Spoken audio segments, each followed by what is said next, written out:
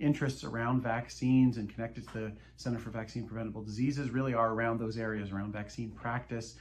As a medical officer of health, delivering millions of COVID-19 vaccines, as well as hundreds of thousands of other vaccines in normal, non-COVID times. Developing pilots around education has been part of my research, and then the science of the implementation of vaccinology, specifically around things like alcohol swabs. And then in vaccine ethics, a big area of my research has been in vaccine priority setting and ethics, and that was the area of my PhD around pandemic ethics and understanding how nurses, public health inspectors, public health physicians see these decisions, particularly around vaccines, how they make decisions and developing a framework for ethical decision making in public health practice.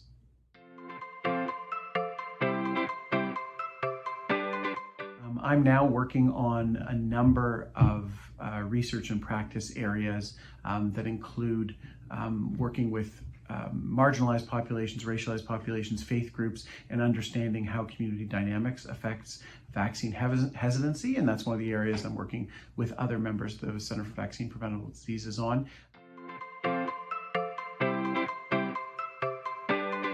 terms of how COVID-19 has affected my practice and affected my research, there's no way that it hasn't. Of course, the past 2.5 years in some ways have been all about infectious disease and pandemic response, but the last 1.5 years has really been all about the vaccines, and right from the basic science and then the testing, the clinical efficacy, the licensure, recommendations, national priority setting, global vaccine equity, all those areas are areas of research and practice and education.